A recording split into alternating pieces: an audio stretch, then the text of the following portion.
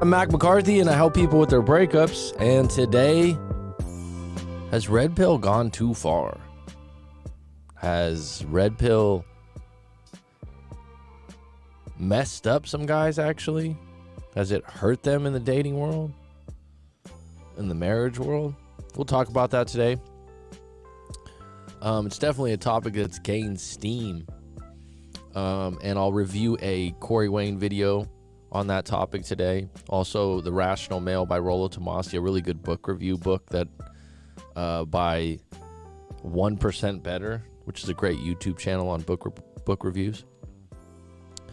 And it's one of those things, it just seems like Red Pill's been gaining this steam. It's been there. There's been a group. And my take on the whole thing is, Rational Male, when I first listened to it on Audible, great book. Entertaining, actually made me laugh out loud on some things. I get it. Full disclosure, I've lived abroad for a long time, so I think a lot of this is centered with men's views on women specifically in America, but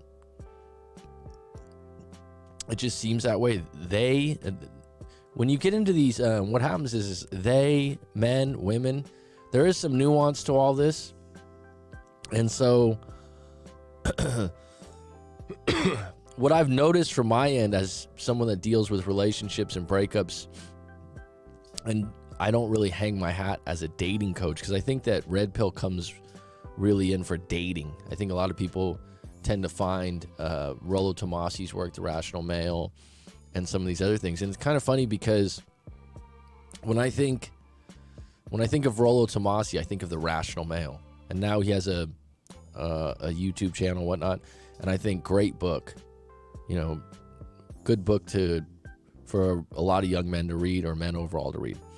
I don't think Red Pill.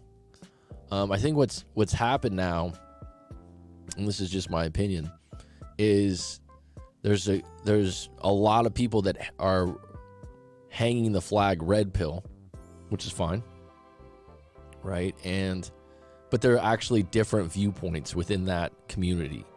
So someone will say, I'm Red Pill, or this person's Red Pill, or they're identifying people with this term, but there's no Webster's dictionary. I don't even know if there's a Wikipedia definition for this yet, which there probably will be eventually. There might be one. But at the end of the day, just like religions, they can get out of hand. And the reason like a religion gets out of hand is it's not the book. It's not the book that everyone's following. Because a lot of times religious books, I'm not going to speak for all of them, but a lot of them have pretty good ideals like don't kill, thou shalt not steal. They have a lot of good morals and values to them. It's the people that carry the book in the name of the church or the religion that mess it up because they want a cult following, or they want to interpret that book the way they want to interpret it. And I think what's happened is with Red Pill, someone says, I'm Red Pill. They share their views on a specific situation, and someone else from the Red Pill community be like, oh, that's not Red Pill. So it gets really confusing. And now we have Purple Pill. We have, I don't know all of them. My personal take, I don't have a problem with it. Everyone's allowed an opinion. In fact, at the end of the day, everyone's speaking an opinion, not facts. Okay, just always remember that.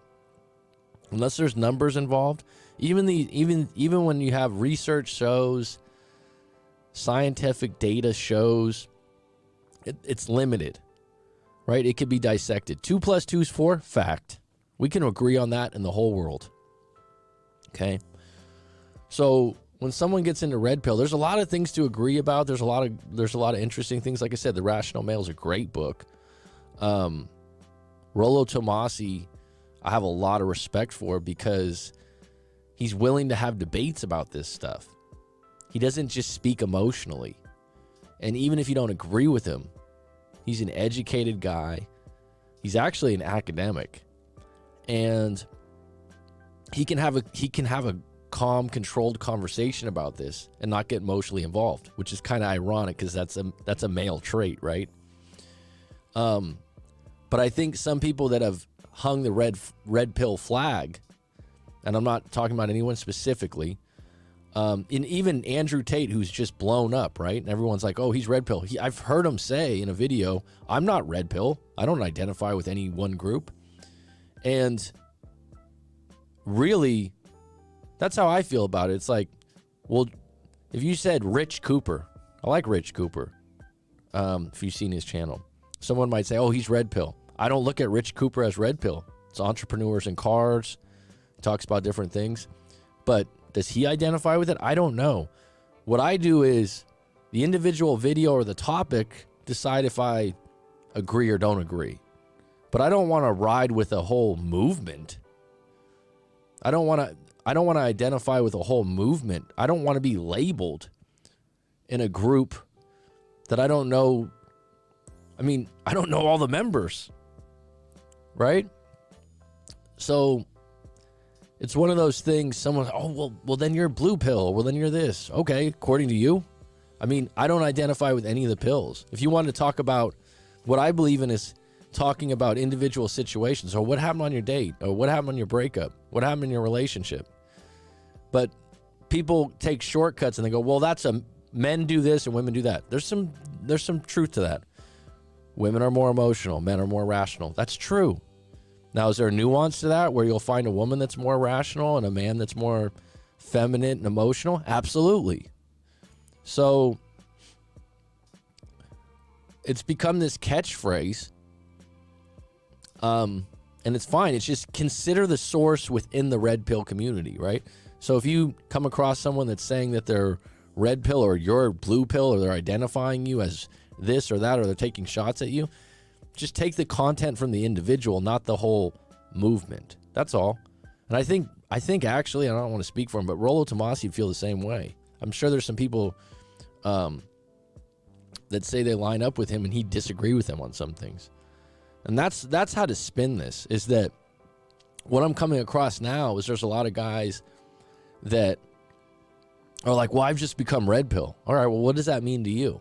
Well, you know red pill. Well, what does it mean to you? Because there's thousands of videos on that. There's a lot of rules to that game, right? Now, I'm going to review a Corey Wayne video, The Toxic Red Pill Messed Me Up. I haven't seen this video yet. It just came out today.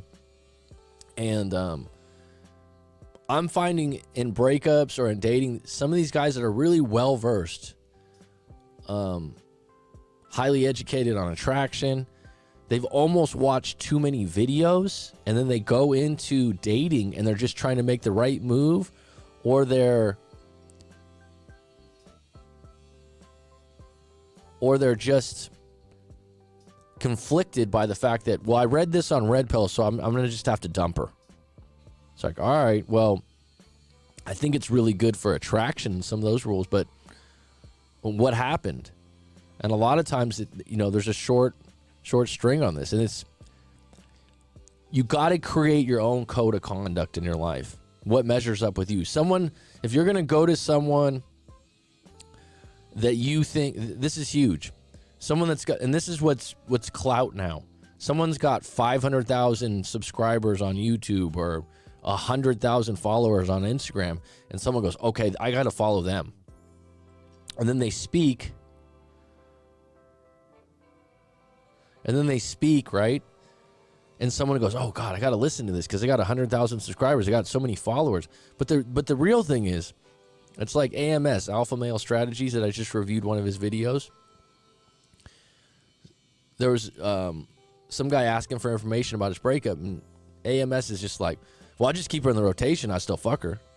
It's like, okay, so he's giving you direct information about what he would do, which is completely fine because you follow him, you like his channel, you like the way he rides. But I could see some of these guys receiving that information, and it was like, it's not in rapport. And that's okay. And even AMS says this, which is really nice. He's like, look, dude, if you're a purple pill, which means monogamous relationships, that's fine. Be purple pill. Right? But if you're going to go to his channel, he's going to give you ways to go about things, to have a rotation of women, those kinds of things. Completely up to him. It's his opinion. And then you come to him and you're like, yeah, I just broke up with my girl. I don't know what to do. You know, and he's like, well, just find another one. And you're like, all right, now if that doesn't line up with your code of conduct or who you are, then find a new mentor online. Because this is the thing about YouTube and these things. You can find whoever you want to follow. Do you have rapport with that person? Do you really want to be like them? Or are you just looking up to them because they have a lot of views and you think they're cool? Right?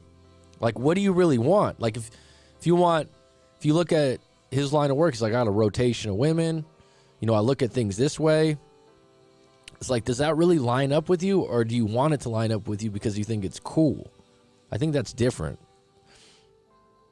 So it's not that red pill's bad or good. It's who's representing red pill. What's their definition of it? And does it line up with you as an individual? Now, like I said, me personally, I'll never go with labels like attachment theory. Someone will be like, oh man, you're avoidant attachment. I'll never identify with one of those. To me, there's 4 boxes. It's too limited.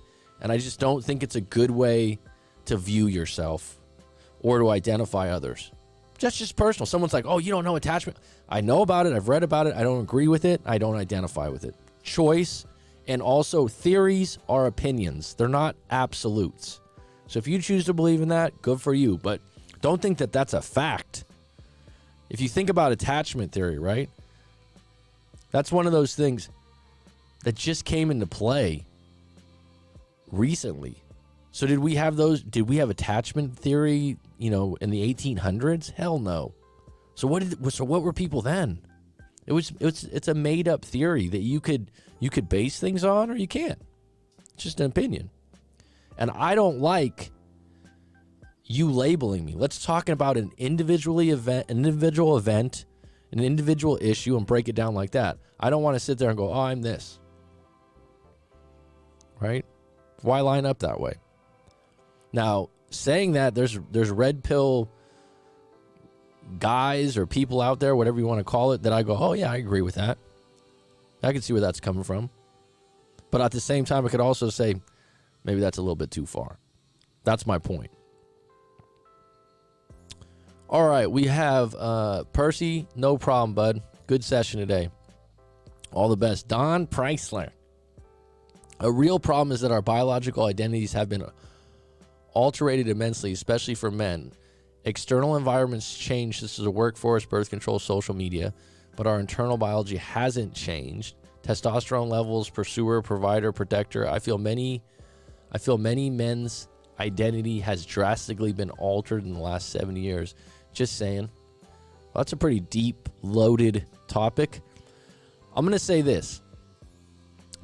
I know where you're coming from. I think whenever we get into this thing where men are this, women are that, men are this, women are that, there's exceptions, there's nuance, things have changed. I will say this. And living in another country, living in another culture, your viewpoint will change. A lot of these viewpoints are coming straight from America in certain communities, and they'll this is how the Western world is. I don't think everyone would believe that. I think certain cities are more apt to be this way.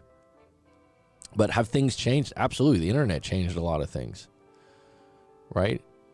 All right, let me get to Corey Wayne's video. Really quick. The toxic red pill messed me up. I haven't watched this at all. I got the music in the background because I got some drilling next door. But I was just curious because this is coming up a lot. And clients of mine are really, well, I saw this red pill video and I did this, but does it line up with you? Do you know what I mean? It's like, if you're gonna put something to action that doesn't line up with you, but you think the guy that's giving the information is cool, or I want to be more like that, but really deep down it kind of makes you, I'm not like that. Well, I mean, allow yourself to have your own code of conduct, right? What did we do before there was this community? All right, so let's get into it. I'm curious about this video.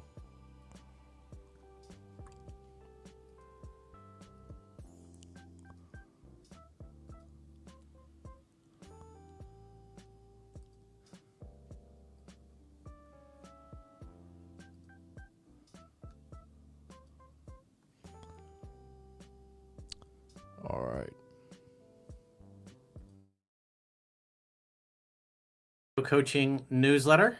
And the topic of today's newsletter is going to be the toxic red pill messed me up. I've got an email. This is from a viewer. And man, I'll tell you what, last year or so, I've been talking about this more and more lately. I've been getting tons of emails similar to this guy's. And I've been hearing it in a lot of the phone sessions that I'm doing. Is that people come, they find out about my work, they start doing well with it, they get into the red pill community because basically anything that's rage bait or a reason to get angry, or especially a large group of people that have a problem that enables them to absolve themselves from the problem and say, oh, it's that group of people over there, or it's that or this, not me. Those videos do great. Even when I do videos, if I'm talking trash about somebody or something, the conflict, controversy sells, and people will watch it. And so what happens is all these there's just countless red pill people claiming to be red pill out there that have these channels with enormous followings, and all they do is complain about women. And the guys that get involved in it, they become angry, they become condescending, they become pissed off. You can see it in the comments, especially the girls that I work with whenever we do videos. It's just, you could tell the red pill guys because they're angry, they're bitter, they're looking for any reason to belittle, demean, and condescend to any of the women that I have on my podcast. And you can tell these guys aren't happy. They're not getting the success that they want, and they're puffing themselves up, their egos up by belittling women, which is what they really want. They attack what they are unable to have. And so this email, I've just seen this so many times now, and it's things I've said in previous videos. It's like they don't really have any solutions. They're not helping guys have better relationships or get along better with women or understand them better and able to communicate with them in an effective way so they can get what they want.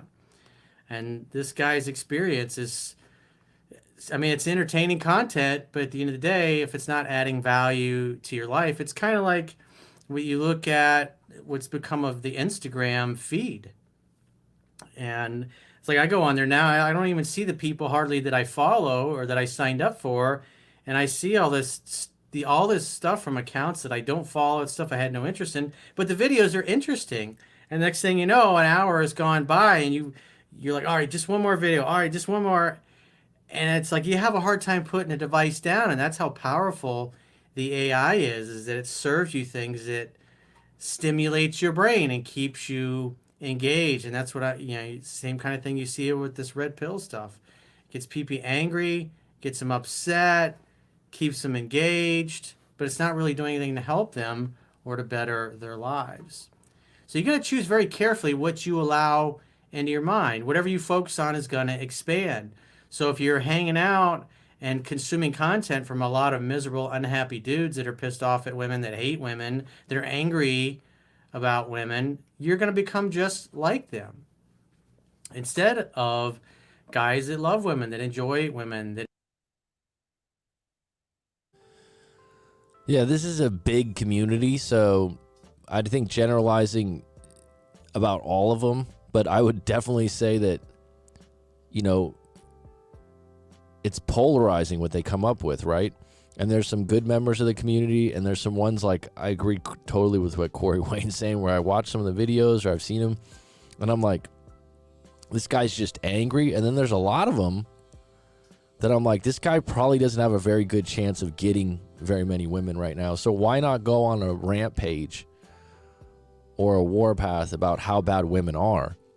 But it comes down to, are you going to lay down and say that you can't get around that? Or are you going to build some strategies? Because if you look at the communities that you're saying like, oh, there's no good women anymore, or all women are like this, when they show the examples of this, I don't think that speaks of all women. I know where they're coming from as far as the pretentiousness, possibly more masculine in some ways, more directive. But all women, like having no shot, giving up, being bitter. There's some guys in the community, I'm like, this is an easy way for you to not have to date and be upset because, you don't go to the gym, or you don't do some of the things that are going to give you more options, right?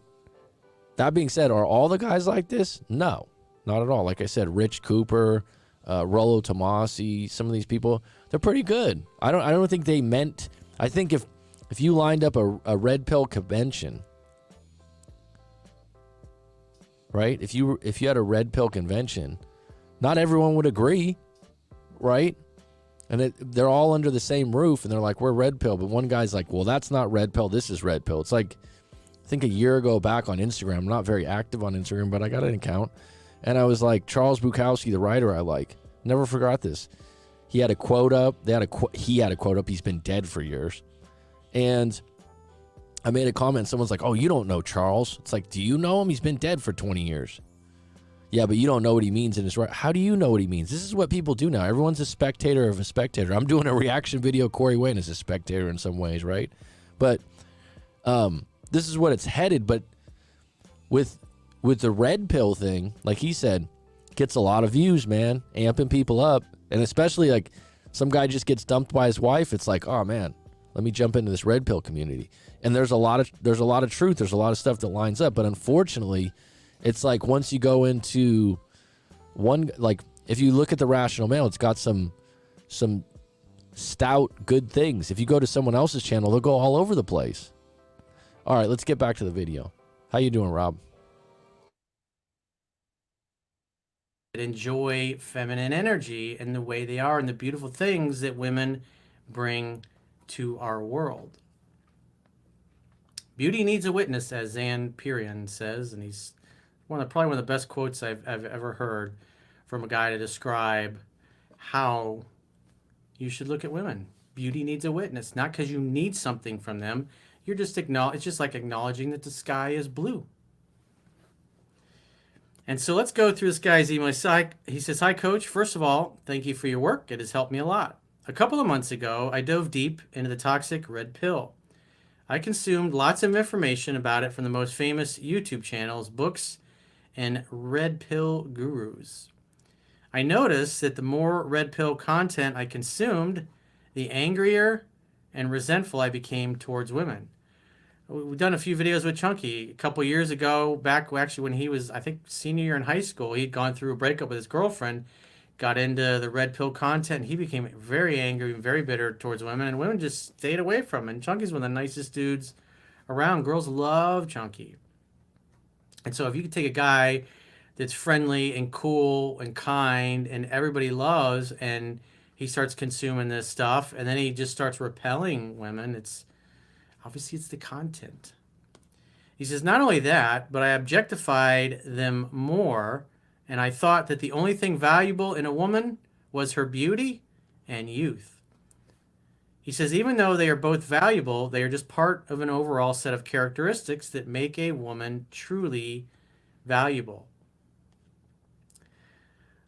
I became so obsessed with the red pill that I didn't want to date women who were older than 23 to 24 years old. It's like, yeah, these guys are obsessed with the 22, 23-year-old virgin, perfect woman that hasn't been defiled or corrupted by society or feminism, and she'll be naive, and you just lock her in your basement and she'll be yours forever. Sadly, the women I dated were not interesting enough, and I quickly became bored with them.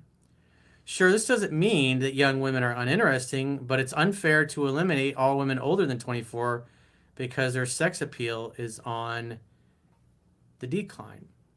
He says, just writing this message makes me cringe. What a superficial, immature, and soulless way of thinking. I also became obsessed with casual sex. Yeah, you see him a lot of them in the comments going, just pump and dump, just pump and dump. Even though those guys ain't pumping and dumping nothing except Rosie, Palms, and her 5 friends. I also became obsessed with casual sex and completely forgot about the emotional intimacy and connection that actually makes relationships satisfying. Yeah, if you're just having sex with somebody you don't feel anything for, it's like glorified masturbation. But when you're with a woman you really like, you love listening to her, you enjoy her company, you enjoy being around her, yeah, the sex is great. But when you enjoy the human being, and she enjoys you.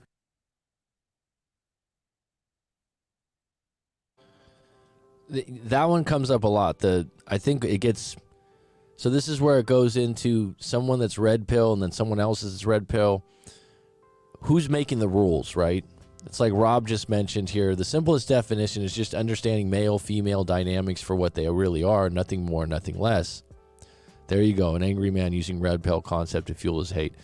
But I mean, correct me if I'm wrong, Rob. You say red pill is the simplest definition is just understanding male-female dynamics for what they really are. Would everyone agree with that? Now, if that's the simple definition, then when you throw in, well, women, like Rollo Tomassi will say, women's peak age is 23 based on the data. It's like, that's one of those statements like that's highly debatable. It's highly debatable. Right? It's like, well, that's what the data says. It's and the research and the data, I'm sure there's some study or something out there. I'm sure there is. But there's some guys that go out and go, okay, now I need to find a 23 to 24-year-old. It's like, have you met 23-year-olds that are highly attractive but highly annoying, highly impulsive, not really good girlfriends, not good long-term partners? That being said, a majority of guys over 30, and a lot of it's like, well, if you're a high value, which is another loaded term. It's a totally loaded term. I find myself saying it sometimes on the show, and I'm like, God, it's just got in the jargon, right? I'll define that in my own way, and someone else will define it totally different. Now, someone can have different jobs, different values, and still be high value. And this is the thing now. Who's deciding who's high value? I just saw this Fresh and Fit clip where this guy Sneeko, who's 23 and wears shades and just is bombastic and audacious, is like going off on women and going on. He's just reciting all these things. And they always are like, studies show men are lonely right now, this, that, and the other, this, that, and the other. And this girl just out of nowhere is like, so what makes you a high value man? And he goes, I don't need to answer that. No, actually you do. If you're on a show and you're saying you're talking down about other people, that just tells me you don't have an answer for that. And whatever your answer would be your definition. It's like whenever someone gets into this, men do this, women do this, so all men, don't speak for me. I don't need to be spoken. You know what I mean? It's like, have you ever got that? It's like, well, I'm not that kind of man or I'm not that kind of woman, right? And they'll get into these things and then guys will follow it, right? It's like rational male pushes to spin plates. That's a great theory. That's a great piece of advice for when some guy's completely single and it can be misconstrued in different ways. A guy can have 4 women he's talking to, 2 he's dating, 2 he's kind of in flirt mode with or whatnot. I mean, what's spinning a plate? But he should have multiple options while he's dating. I agree with that. I think that's a good thing. Does it have to happen all the time? No. No. There's no absolutes to this. And the thing that really gets the videos to pop is the polarization where someone goes extravagantly high into something that would either offend people or get them on your team. It's just like Howard Stern. Why is he so popular? Why is Donald Trump so big? They're polarizing characters. They say and do things that someone will go, oh my God, he just said that, and they have to agree or disagree. It forces an opinion. All right, let's get back into this. That's what makes life magical. He says, I became way too angry with every rejection I got. Even though I'm attractive, take care of myself, and overall have no trouble attracting women, I get rejected from time to time. Instead of seeing rejection as an incompatibility, I saw it as female nature and blamed women for being hypergamous, materialistic, and caring only about alpha seed. It's funny when I see these terms. They're in my comments all day long, these guys. And I'm sure there'll be a bunch of them in the comments. Go, Court, you don't understand red pill coach. Like, whatever. As a result, I started treating women badly in a condescending manner. He says, fuck, what a loser way of thinking and being. Yep. Yeah, that's what the girls think when they see these comments as well. It's like a bunch of negative, unhappy dudes. Angry guys make women feel unsafe. It's our job as men Because wherever we are in the world as men, all the women that are around us, they're under our protection. It's our job to be their protector, to provide a container of masculinity so they can flourish in their feminine energy. But when you go around angry and pissed off, you just scare them all away. They're not going to feel safe around you. He says, fortunately, I became aware that the red pill was damaging my self-esteem, my relationships, and my view of women, and I took corrective action. I immersed myself in your book and in Mark Manson's models, which I found on your recommended products tab. Yeah, Mark Manson's models book, I think, is a really good book that you should definitely read and check out. He says, both books helped me recover my authentic self, who thinks that women are amazing, loving, feminine, and are capable of having awesome relationships with healthy men.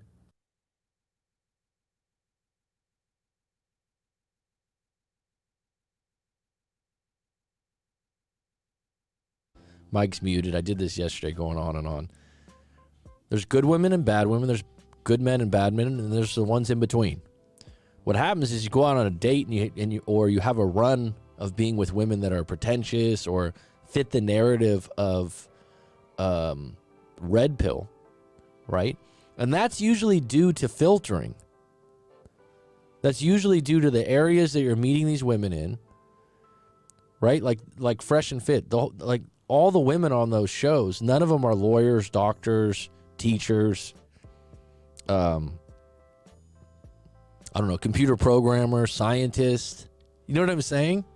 It's like all women are like this. Like the ones on your show, all women are like this. A friend of mine from high school is like, oh, did you see this show? You got to talk about this. All the women are like this. It's like if you got like a anesthesiologist and a surgeon that went to Harvard and put it on Fresh and Fit, and these guys are like, yeah, you guys are like, they would never put those women on there because it would educated, intelligent, right? And they would be like, oh, they're probably too independent. I don't know about that, but here's the thing. Here's what I've learned being a coach for years, being a teacher for over 10 years, having over 200 students a semester, just knowing people. They're fucking nuanced, man. Women and men are different. Women are more emotional, men are more rational. There's all kinds of things to that. But red pill's taken it to another level where they've taken a community of women that are bad, that are growing. And the thing is that's interesting about these women, they're growing that way because that's where society has led it. Right? But there are still some good women out there, but you're not going to find them waving the red pill flag. You should take some of that content and actually use it for your filtering. Right? Absolutely. Absolutely. And when I'm back in California, I see what people are talking about. Right? I understand. I understand. Is it a point to give up? No. Is it? But if you get whatever you filter for, you're going to find. Whatever you subconsciously believe, your subconscious leads you there. It's like manifestation. It's true. It's just getting you to focus on what you want so that you can find the paths to make that true. And so it's just going to, but if you go to Rational Male in the book, that book makes sense. He makes good points. I agree with a lot of it. Now, what's been taken, and like I said, it's almost like a religion, okay? It's like a lot of religions aren't the problem. It's the priest. Not all priests, but it's the person with the book saying, this is what the book meant. The book means this, so you have to do this. It's like, did you write the fucking book? No. There's a lot of guilt-ridden people from those things. I don't think that's what religion was meant for in a lot of cases. You get my point? It's like, I don't think Rollo Tomassi necessarily thought, oh, it's probably good for business to brand it. I've heard him talk that he has a brand, and but this idea of some of these guys that are representing red pill in a certain direction, right? But there's some guys that are taking red pill on, and it's just not in their DNA. They're not that kind of guy. And there's some other guys that like it lines right up with their code of conduct and how they do things. Me personally, I'll watch an individual video, read an individual chapter, and give you my take. I'm not going to hang a flag or label myself with any community So then, I mean, where is it defined, right? I mean, you're identifying with something fully and heartedly, so you leave no room. It's highly rigid because you need room for, wow, this, I mean, if you follow some of those ideals too closely, you're gonna meet a good woman and find a way to sabotage it because you're gonna go, well, here it goes, right?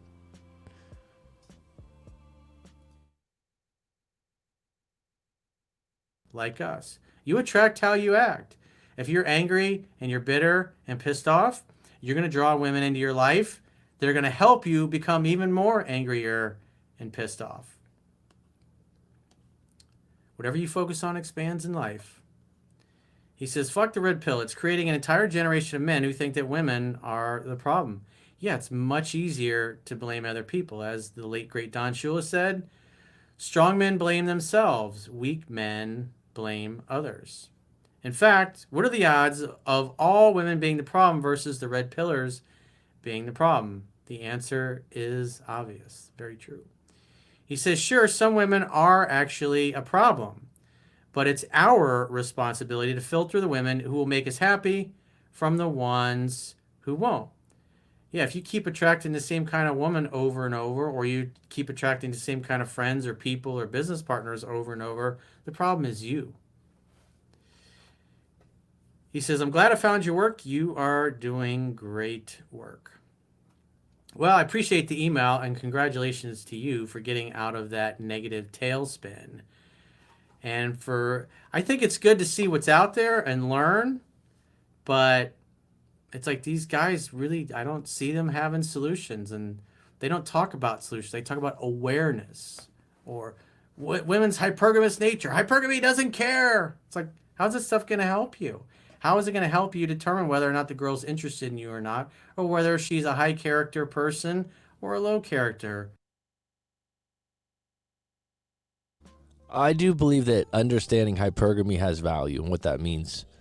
That being said, if you believe that women believe they're above you all the time, and we just had this in the comments recently where he said, I'm a nurse and she's a acclaimed professor. I don't know if I level up to her.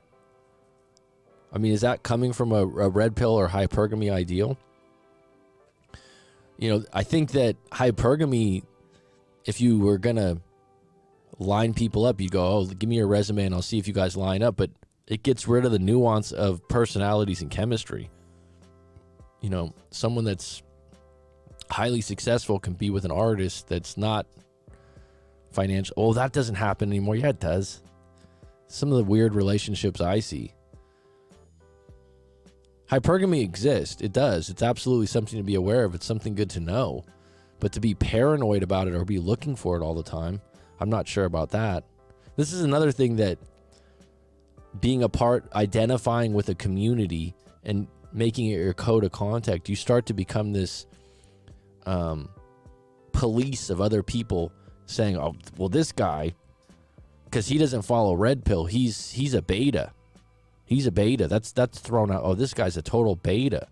It's like, all right, according to you and your opinion and your ideals, right? But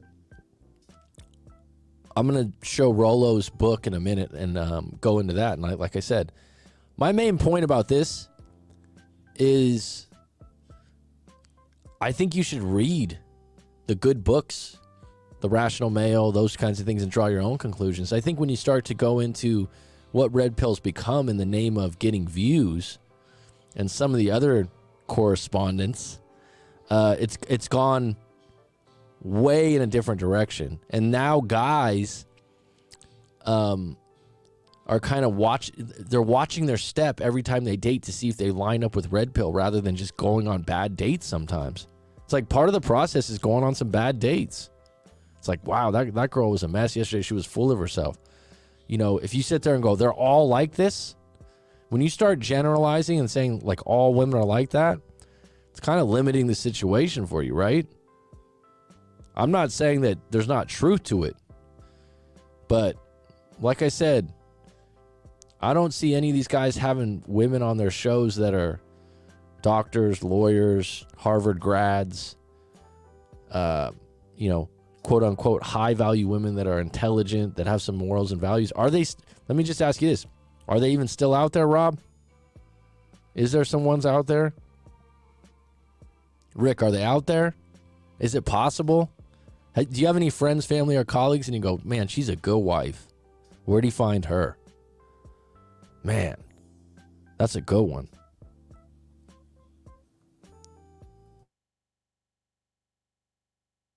Person. There's none of that information out there.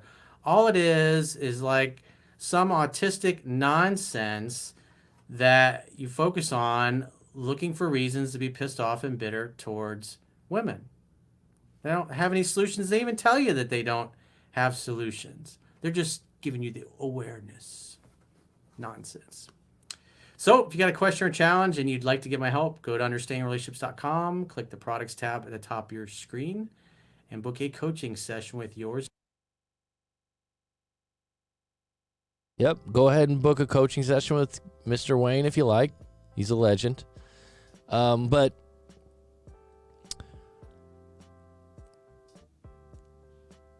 yeah, autistic is a strong word. I don't know if you meant it that way. But let's get into Rollo Tomasi's Rational Male. Just to correct me if I'm wrong. Maybe Rob and Rick can chime in on this. Do you think The Rational Male is at the core of Red Pill? Is that the original book that could be? I don't think he is that at the core, would you say? Is that the Bible for Red Pill, or am I completely off on that? I'm going to show this book review, The Rational Male, real good. It's really good, actually, because it just gets to the point.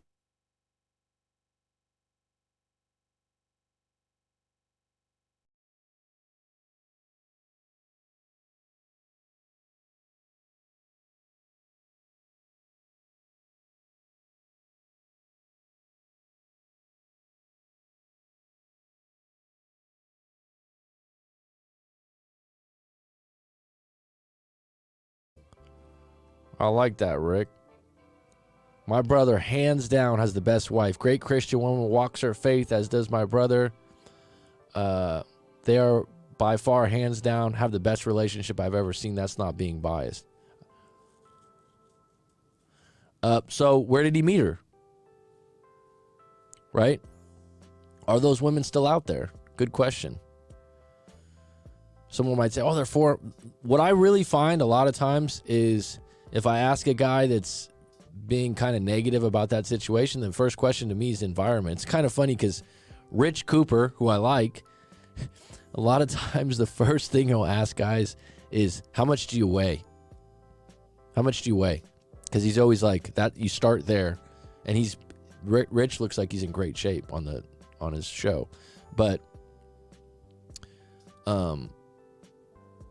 I would start. The reason why I'm saying start with your weight, I would start with where do you live, and what environments are you putting yourself in, because you're really, a lot of times you're oblivious to that. It's like even if you take the subway every day, it's like what kind of prospects are there? Oh, I don't talk to anyone on the subway. It's like, where do you mingle? It's like high school and college. A lot of people, oh, high school sweethearts, college sweethearts. Why do people meet people in school? Because there's a lot of options during that time. You're in a good place. It's actually a really good high school when you're in high school. College. The reason people always have girlfriends or boyfriends in those places, there's a lot of options. There's a lot of people to mingle with. Right now, if you went to a private school with all girls, they're going to have less options.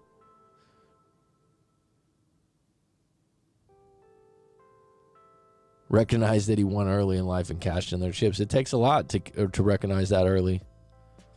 All right, let's thanks for sharing that, Rick. All right, let's get into this book review. 1% Better. It's a great channel if you like book reviews. So Ozzy runs it. It's with women is about to be turned upside down. This is The Rational Male by Rollo Tomasi. Picture this. You're a 23-year-old guy and you've just fallen into a relationship with a hot girl. You tell yourself you got lucky. It's 3 months in and everything is going great. She brings you gifts, has sex with you 3 times a week, and turns away guys hitting on her. But over the next month, she begins paying less attention to you. The sex drops, she dresses up and goes out more often, and gets angry at you for seemingly no reason.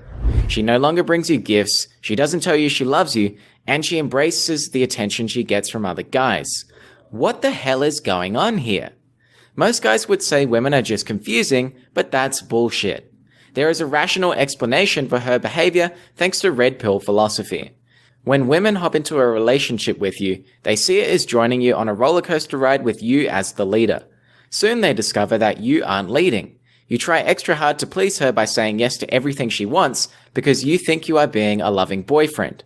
You start skipping gym sessions, hang out with your friends less, and your goals are going to shit.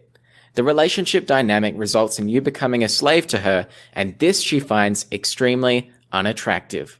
To avoid these common relationship problems, Tomasi has compiled 9 iron rules that are based on thousands of experiences of guys who have completely transformed their relationships. Kicking it off with Iron Rule 9, never seriously self-deprecate with a woman you intend to be with. If you were a douchebag on a date, don't text her later saying, "Hey Stacy, I thought about what you said to me and I have been really douchey lately. I think back to our first date and realize how much of a reject I was. I hope we can start hanging out again because I enjoy your company." This is needy, self-deprecating, and a cry for sympathy. When you act like a douchebag, own your douchebagness. Be the fun, nothing is a big deal douchebag, and start being less apologetic. There are situations where it makes sense to sincerely apologize, but do it with confidence and without expecting her sympathy. Iron Rule 8. Great rule. Don't self-deprecate. Don't put yourself down. A lot of guys do this. Too many Mr. Nice guys. Say sorry once when you mean it. There is a time to apologize. Great rule. Totally line up with that one. Absolutely agree. I don't like using the word douche. I've never liked that. We never used that term when I was a kid. I don't even understand exactly what it means to call someone a douchebag. I know it's thrown around. I was a douche. I don't know why. That's just a personal thing that I don't like using that much. But that's a good rule. Don't self-deprecate. Don't put yourself down. And anything needy is woman repellent. I think a lot of women would agree with that. Being sorry for something that you did wrong one time and apologizing sincerely is not needy. It's direct. Always let a woman figure out why she wants you, never do it for her. You see a hot girl and you think to yourself, "She's out of my league." Well, congratulations. You just let the girl figure out why she won't you and you haven't even opened your mouth. The idea of leagues is an illusion. If you are part of the pickup community, you know that 9s and 10s are typically glass cannons. Guys value appearance and her appearance is her identity. When that identity is challenged, she loses it. That's why the pickup guys will act like they don't care when they are around beautiful girls. The girls are used to having droves of beta boys drooling over them, so when a guy ignores them or makes a cheesy remark about their appearance, they lose their minds, along with their virginity for the night. Iron Rule 7. It is always time and effort better.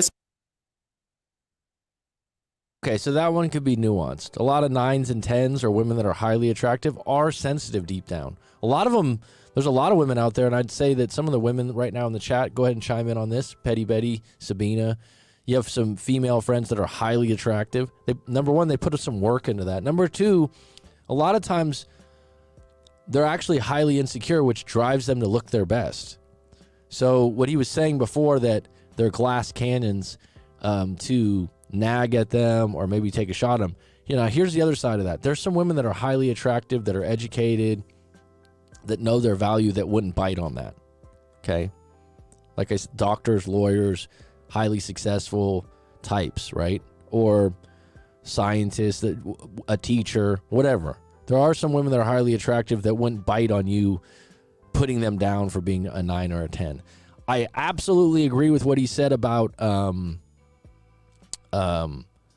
thinking someone's out of your league. Once you've identified someone out of your league, then they're absolutely out of your league.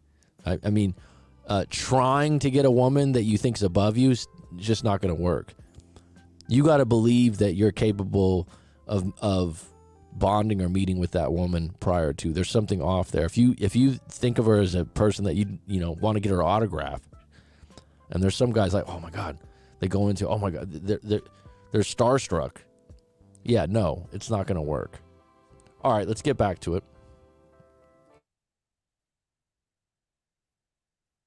Spent developing relations with new, fresh, prospective women than it ever will be in attempting to reconstruct a failed relationship. The fact that she cheated on you or you were the optionless beta chump that had to beg her back will always be the elephant in the room. Time is better spent on a new prospective woman. You may be tempted to get her back because she is your soulmate, but soulmates are a lie. You have one-itis, which is an unhealthy romantic obsession with a single person. A narrative you've been sold by Disney movies. There really are more fish in the sea.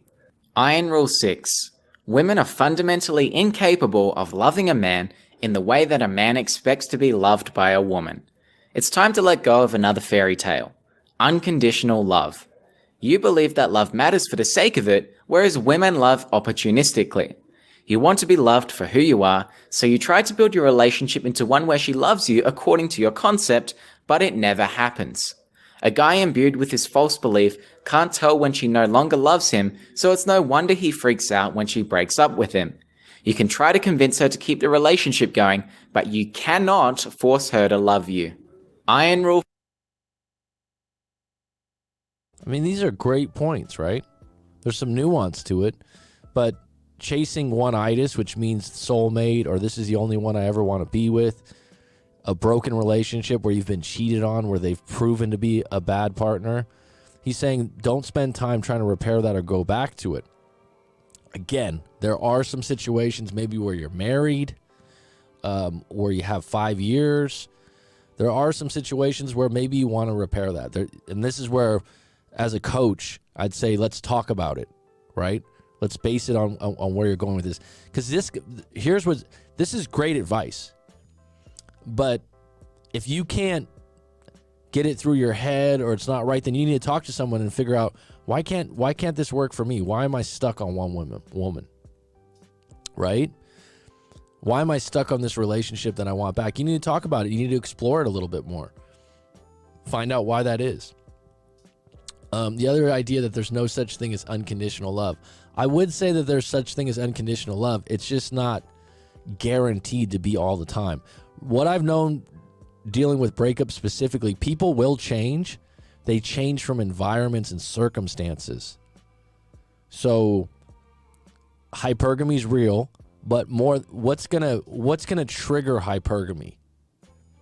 So if a woman's always gonna be susceptible to finding a man that's above her or equal, and she's susceptible if you're maybe losing some of your value in her eyes to finding a guy that's more up to par, well, the environments that she hangs out in are going to dictate more options in that vicinity, right?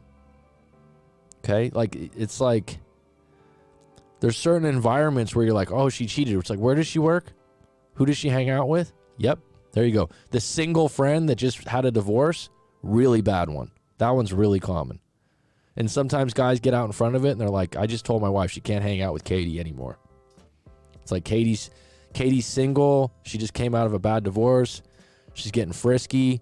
She's having threesomes at the house. You know, she's doing all these things and your wife's telling you about it or your girlfriend's telling you about it. And Katie's like calling her best friend, which is your wife. Like, let's hang out. Let's go out. Let's go out. And guess what she's saying? God, it's so fun to be single. Environments, interactions with other people count. You can't completely control them, but you can get out in front of them. Because when you look back at a breakup and you're like, oh, she just liked that guy because he makes a lot of money. Where'd she meet him? The environment thing is not touched on a lot. And it's big. It's what triggers things. It's like, Rick, I'm curious, your brother and his wife, sorry if you don't want to talk about it, but they have this great relationship. What are both of their jobs, if I may ask? If you don't want to share, that's fine. I'm just saying, like, what areas are they spending most of their time in? Iron rule, never allow a woman to be in control of the birth. Great one. 5. Never allow a woman to be in control of the birth. Imagine you wake up to the girl you banged last night, only to see her removing your used condom from the trash and impregnating herself with your semen. In 2002, the NBA issued a controversial warning to pro basketball players, stating that the players be advised to wear condoms when having sexual intercourse with women when on road games, and to flush the condom down the toilet in order to dispose of the semen. This warning was a result of multiple paternity suits involving women who had slept with the players. If you do everything in your power to avoid a pregnancy, even if the woman impregnates herself with your used condom from the trash, you are still liable for that pregnancy. Say goodbye to your money, your house, and your soul. Always use a condom and don't rely on her taking the pill. Iron Rule 4. Never under any circumstance live with a woman you aren't married to or are not planning to marry within 6 months. You are utterly powerless in this situation. If you live with a woman you... Now, this is an interesting one. This is a really interesting one because I've lived with a few women for a few years. I think 4 years with one, probably 6 with another, a year with another. Yeah. I know where he's coming from on this. That being said, there's a lot of people out there that don't want to get married these days, but do want a monogamous long-term relationship. And then you got the economic part of when you share the bills. And to me personally, when I'm in a monogamous, good relationship with my girlfriend, I like living with her. Now, there is a problem when you want to break up and you live together. That adds to things. But the idea that you never live with a woman that you're not going to marry, I think that's hopping over one big step. I think that, just opinion, you absolutely could live with your girlfriend 3, 4, 5, 6 years and not waste your time if you don't work out. If you're really good together, and like I said, it's a financial thing also for a lot of people. But if you get together and you're always staying at each other's house already, I think this one would be more difficult because there's actually people that are in good relationships, healthy relationships, that can live together for 3, 4, 5 years, maybe lead to marriage. But even if it didn't lead to marriage, is it a waste of time? It's like the girlfriend that I lived with for 4 years or 6 years. Was it a waste of time? Hell no. We had a great relationship most of the time. Do I regret it? Hell no. No, so that's the one that I would say personally in my own experience. No.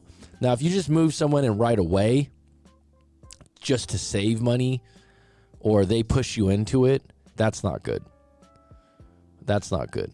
Or you're finding that you're getting out of those relationships quite quick. But if you've had a relationship for 4 or 5, 3 years and you live together and it didn't work out, that's a pretty good run these days. I've told people that before. It's like, if you had a pretty good long-term relationship, be thankful you had a good run. It's not a waste of time. How many things, nowadays, how many people stay at the same job forever? Good if you do. But is it less often? Yeah. If someone changes jobs a few times, or you're like, wow, that was just a total waste of time, you're always going to learn something.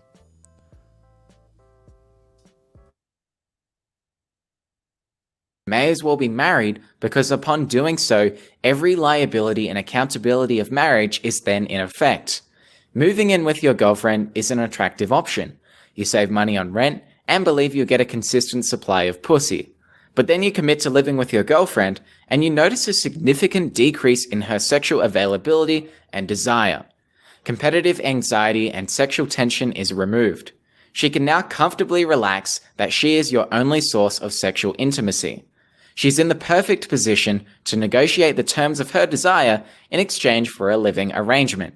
You lose your 2 most valuable resources, options and the ability to maneuver. Iron Rule 3. Always love that line from him. The ability to maneuver. And he's right. You lose the option of making her wait for sex. Or, I'm sorry, you lose the option of having her place to meet other women. But at the same time, if you're really into your girlfriend stuff, then that's the next step. I think if you know this is a good one, then you can live together. Is things going to go down on intimacy? Possibly. Not always. Right? That's individually based. You know, if you've had a few girlfriends, probably the sex life is varied with each individual and their personality. And again, where they spend most of their time, their jobs, their stress, a lot of other things are involved in that. That's for another show, maybe.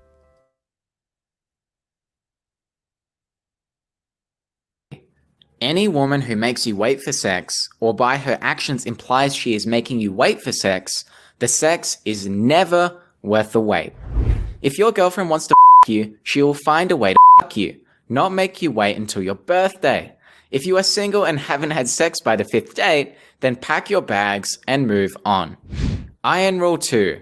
Never, under pain, you're a 23-year-old guy and you've just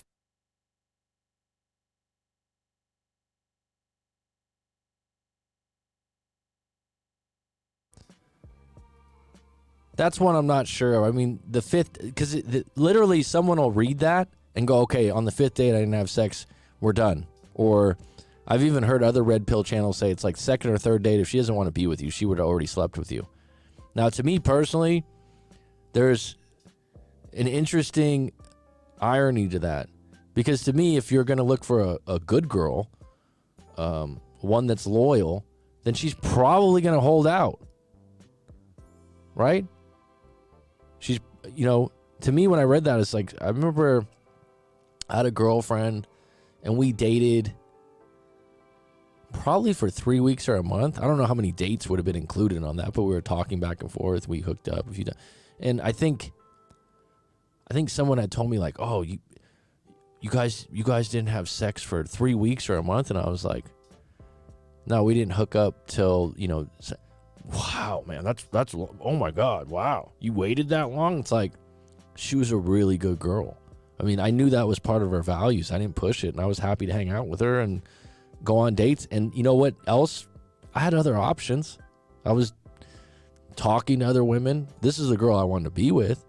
But I mean, this idea of putting that number, this is where you put yourself in situations where like, oh, the book says this, but I have this really nice girl that has her reasons for waiting. But the book says if she doesn't want to do me, then just let her go. It's like, well, don't you think some women that would make you wait are probably more loyal, have a little higher standards? And by the way, let me flip that. Women that are in their, 30s that have sex on the first date, good for you. Morals and values, whatever.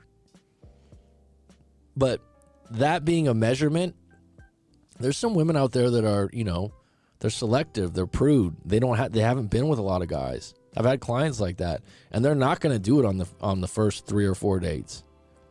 So having that one in place, I think is a little sticky.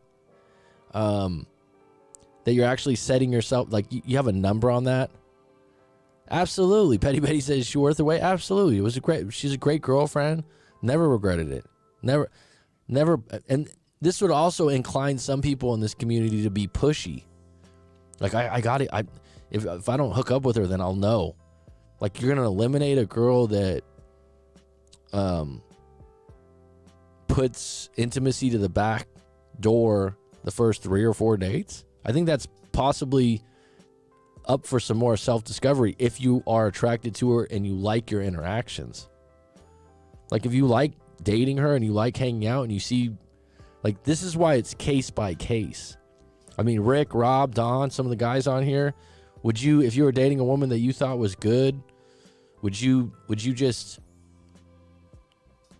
be like, oh man, it's been a month or 3 weeks, we went out 5 times, we haven't hooked up yet, would you just throw in the towel? Which is a good question. I mean, it's one thing to use your emotional intelligence, your intuition to go, I know she kind of likes me and things are going well, but this is where the part where you should be spinning plates. And like I said, doesn't mean you need to be sleeping with 7 women. but you have some other women that like you, that you're talking to, so you don't feel like it's the only show in town and it's water in the desert. And that's how you can do this. You go like, well, I really like her, but if it doesn't work out, I know I have other options. All right?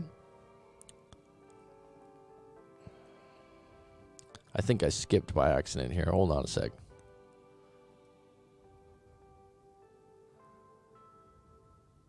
All right, this is a funny one. William Hand. Interesting name. Why try it all? People are openly telling you that they'll all but cannibalize you, yet with that information in hand, people will attempt to make deals. Why? Better to be alone, yet alive and safe. The moment you show your back is the moment someone shanks you. People aren't worth that kind of danger. Where did that mindset come from, William Hand? Is that from a book or from your own experience?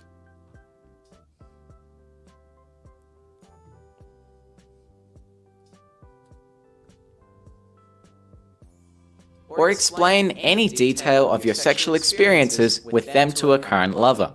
Law 4 of the 48 Laws of Power is always say less than necessary. Law 17 is cultivate an air of mystery. By telling her how many girls you've slept with, you are breaking both laws and thus giving away your power.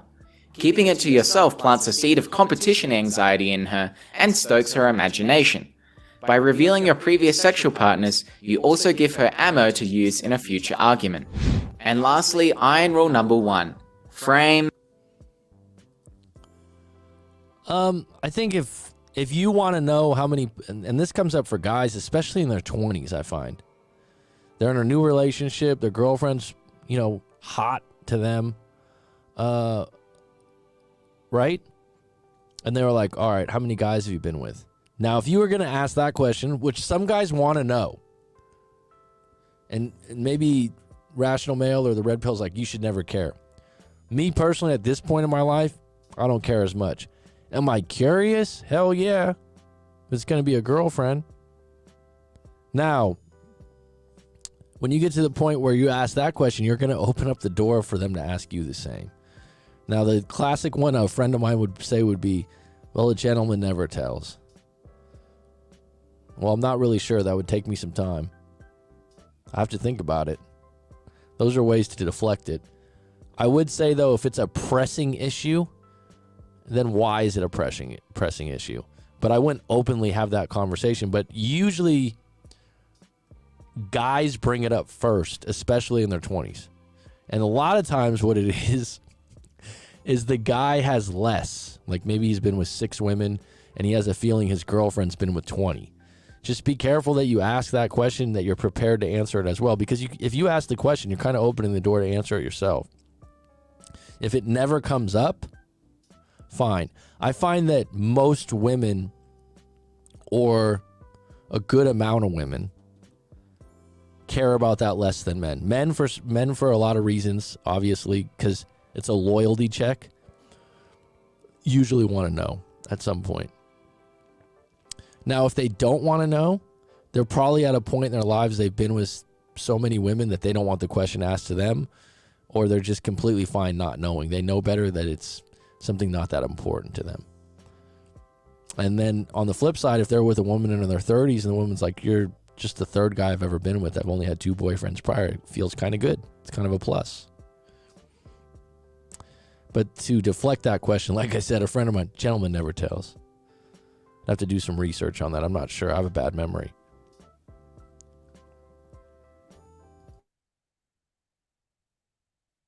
Is everything. Always be aware of the subconscious balance of whose frame in which you are operating. Always control the frame, but resist giving the impression that you are. Are you operating in her reality, or is she operating in yours? Ideally, you want her to be operating in your reality, aka your frame. This gives you power. If you are trying to convince her to like you or have sex with you, you are operating in her frame. When girls shit test you, they are seeing if your frame is legit. For example, I bet you have a small Clarence. Strong-framed Clarence will react unfazed or may jokingly agree. Weak-framed Clarence will get offended or try to justify his size. Men with social proof and those who accept a woman's hypergamous nature have little difficulty in establishing frame. When you enter a relationship, either you will enter her reality or she will enter yours. Which will it be? Today we discuss the 9 iron rules of Tomasi. 9. Never seriously self-deprecate with a woman you intend to be with. 8. Always let a woman figure out why she won't you, never do it for her. 7. It is always time and effort better spent developing relations with new, fresh, prospective women than it ever will be in attempting to reconstruct a failed relationship. 6. Women are fundamentally incapable of loving a man in the way that a man expects to be loved by a woman. 5. Never allow a woman to be in control of the birth. 4. Never live with a woman you aren't married to or are not planning to marry in within 6 months. 3. Any woman who makes you wait for sex, or by her actions implies she is making you wait for sex, the sex is never worth the wait. 2. Never reveal the number of women you've slept with, or explain any detail of your sexual experiences with a current lover. And 1. Frame is everything. If you like this video, then consider purchasing my list of the top. All right. So just let me know in the chat if any of those rules stood out or you disagree with them, or I think discussing any number of women you've been with or any sexual relationships is kind of tough one. A lot of girlfriends ask about that at some point. I guess keep it in your frame.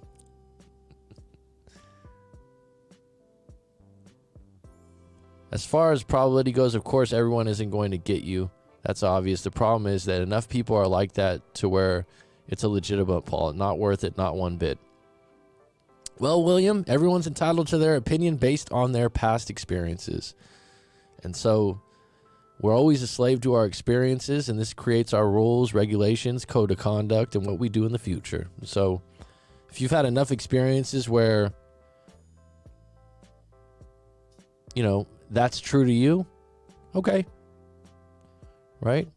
What are the environments that those things have happened? So the interesting thing about ideals or theories, it comes from your experiences or something you read. All right, let me get into the chat a little bit. Keep the questions coming. We got 16 on deck. Anyone want to make a super chat? Throw in a little donation in there. That's just fine.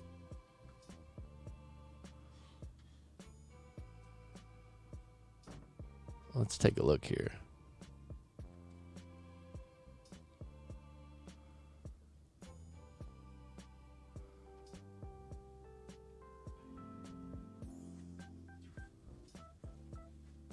Problem with Corey is always about what she does for you and your value. At the heart of all the relationships is selfishness and self-preservation, seems like it. You know, an interesting thing I saw from a Gestalt therapy, Fritz Perls, who's a famous psychologist if you want to look him up, is he said we don't love people completely. We love parts of them. And I think that's very true. You don't, and especially when you get to know someone, there's some parts of them that you start to not love. And if you can deal with that, that's when you can make a relationship go really far. But as Rick mentioned earlier, it's very possible to see, like, if you don't have your own relation, let's put it this way, and you're looking at the world and you're like, oh, relationships suck right now. Can you find one? Can you find one from your friends, family, and colleague? Like Rick was like, my brother's got a great relationship. It's like, so that's proof that they're out there. Where did he meet her? Does she have some friends? Did he take advantage of a good relationship at the right time in the right place? One that you might have let go in the past that was good, but you weren't ready for it? That's another thing. Thanks, Rick. I appreciate you, buddy. Patricia Early, if you're still on deck, how you doing? Simplest definition. Truth of life. Have you dated a 23-year-old, men or women? They're a nightmare. Well, at 41, I've been around quite a few. And they're lacking in some of the wisdom sometimes. Can be annoying, can be, I mentioned in my experience, when people have breakups in that age group, it's a lot of to do with impulsiveness and selfishness, which young people usually have. That being said, you can meet a 23-year-old sometimes, and the first thing you say when you're impressed is, damn, you're 23? You're mature for your age. There was a guy on the live stream a couple years back. I think he lives in Austin now. He was about 22, 23, came on, talked about his situation, had finished university, was working in a professional environment. And he came on and talked about his breakup and everything. And everyone was like, he's 22? Wow, he sounds so mature.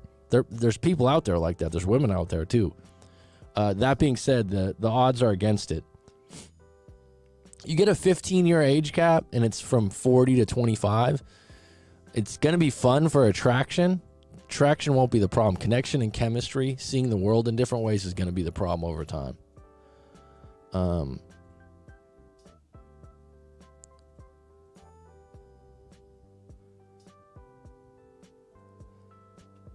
Everything in moderation that goes for the red pill. Yeah, knowing. Good point, Rick. Like I said, not anti-red pill, but it's like, are you going to wave a red pill flag out in front? And it's just like, it's become to a point where it's red pill or it's not, or it's blue pill or it's purple pill. It's like, can we just talk about the individual situations? It's like when I break down a breakup story, what's really good about that, pat myself on the back here, is that it's an individual situation. I'm not going to go, oh, this is red pill, this is this. It's like, all right, what happened in the situation?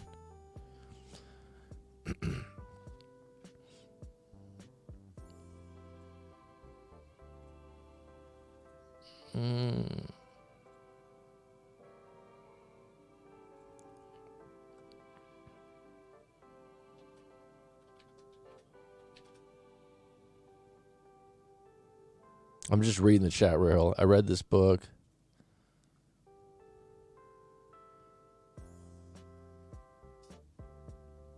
Let's see this one.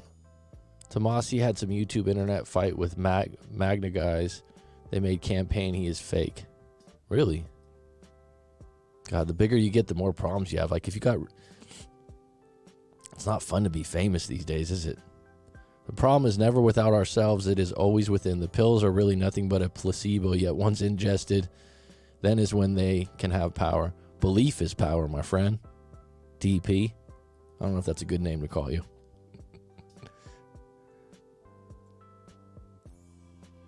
No one is out of my league is the best mindset, says the great Rob IS. And you know what? I wouldn't say someone's out of my league, but I'll say they're out of my interest. Right? It's like eliminate the people that you're not interested in. That's a good one. Riflin says, true. Treat her like a celebrity, she'll treat you like a fan. Yes, good points, good fundamental red pill concepts, not any sort of anger, hate where others tend to take it. So you know what I'm talking about? It's actually nice to see because I see so many people just tolerate the situation. Rick, that mindset, celebrity fan, you have to, okay. Your socioeconomic status does play a part into your mate selection, both male and female. I'd agree. Brother works for wastewater department, and his wife is HR for a phlebotomy company. Okay. Well, there you go. I think it really helps a long-term relationship having environments that aren't going to enhance temptation. This is sick, Rule 5. I forgot what Rule 5 was. Women with an agenda to scam you. Grown man business is good YouTube channel. The dude isn't angry at women, but angry at men who aren't responsible. Okay. That's a good way to put it.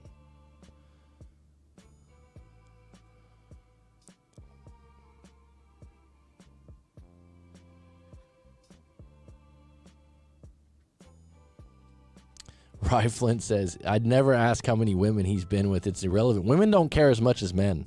How old are you, Rye Flint, out of curiosity? Women don't want to know. And actually, if they're with a guy that they think's been with a lot of women, I don't think it's a turnoff. Whereas if a guy's been with a woman that's been around, especially if it's a small community, it is an issue. if it's a small community. If there's guys giving each other high fives when you walk in with your girl saying, yeah, I hooked up with her, ha, ha, ha, and you notice it, a lot of times that's at a younger age, but like college towns or, post-high school stuff, if you live in a small town and a couple guys have gotten in there before you have, and there's some jokes and some gossip going on about it, guys are very sensitive to that.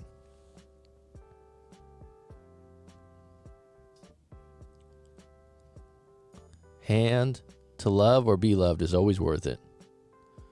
Don't know about that one, Dawn. I'd rather have a glass of cold water. Well, then you haven't truly been loved. I have a question. With all this rules, why do you need or want any woman? I mean, to be honest, those rules to me are pretty good. You just need to craft them for yourself. Not all of them. Like I said, the one about living together. Everything is subjective, exactly. Thanks, Rick, for the $19.99. Have a nice lunch today. Rules are made to be broken. Some are. Drinks on me, coach. Cheers, buddy. Mary, you like to break rules. Mentality now. We humans used to have small communities. Now it's a giant hive with millions to compare to. People are so much more replaceable than before. Don, I live in a small community. I don't know what the population where I live is. It's probably like 4,000, 5,000 at the most. Kind of thing where you wave to your neighbors, you know people around town. So they're out there. I mean, hive mentality now, we humans used to have. I think what it is when you get online, it's a hive mentality.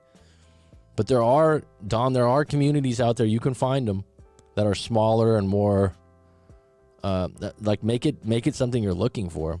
A lot of my clients that are really lonely or whiny, it's like, where do you live? A lot of them live in,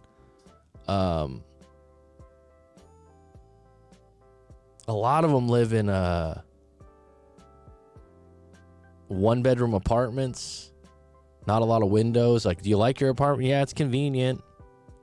It's all right. I just signed another lease.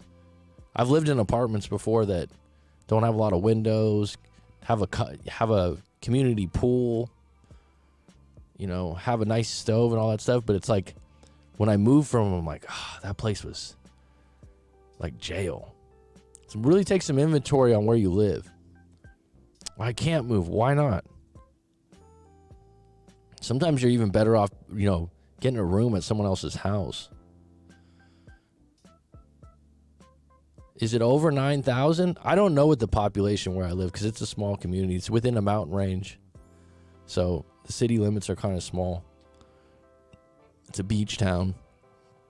I wouldn't say more than 4,000 or 5,000. Is 9,000 possible?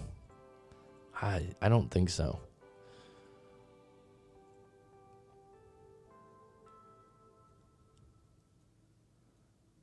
Rules I'll break then, but I know I'll cross boundaries, so don't give rules to break. 31, that's a great age, right, Flint? Where are you at in the States or the world? What did you think about some of those rules?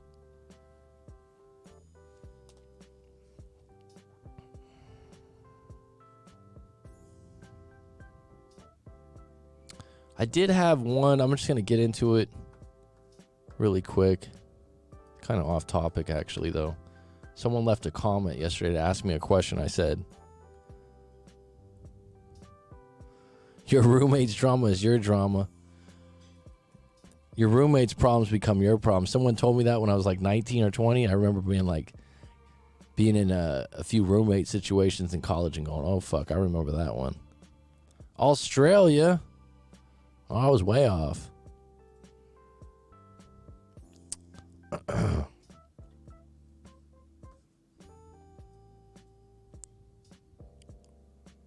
Yeah, someone had a quick question here. I've been single now around 3 months from being in a long distance relationship. My question is, when me and my ex broke up with me, said she wanted to break up. I agreed. There had been some issues and things weren't correct. So this was put in the comments. This is one of those situations where I'm like, well, what were the issues?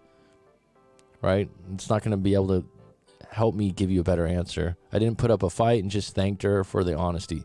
So don't you think this is where, like, turn in your full story, take some time on it, then there were some issues, things weren't correct. If you want my advice, I need to know what the issues were. I didn't put up a fight and just thanked her for the honesty.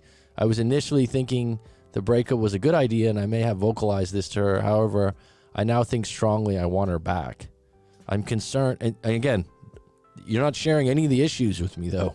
I'm concerned no contact won't work, as I've not said about if she changes her mind, she could come back, and that I agreed to the breakup. Do you think no contact will still have an impact? I want of getting her back. This is so classic. And this is...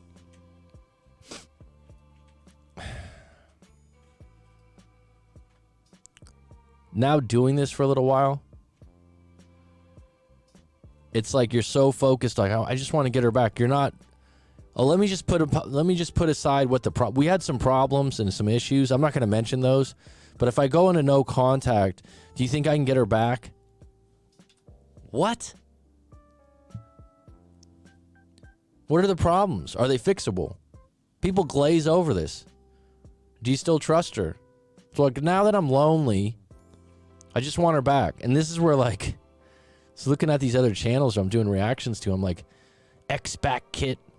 And someone sees X back kit, guaranteed to get your X back, do this and no contact, and they read all this, and it's just like, so this will get them back. So this, what's the problem? What happened?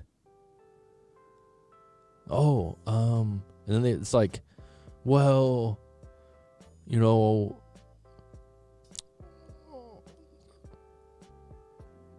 Mac, it was a terrible relationship. We fought all the time. We never got any sleep, but the sex was amazing. Exactly. Yeah, there you go. But she broke up with you. Yeah, that's a big one. I told you. If anyone was going to tell me how a man stays with a crazy woman or a bad relationship, there you go. And I would add, Mr. Truth Alive Clutch, I would add this one too. I've said this before. Sometimes people go, there's a guy that gets a lot of women. He's good looking, got a lot going for him. And someone goes, oh, wow, he ended up with Susie, or he ended up with Janie or whatever. And they're like, she's not even that cute. Well, you haven't seen her naked yet. Or the intimacy might be amazing, something you can't see with the naked eye. And the third part is everyone's attracted to different things.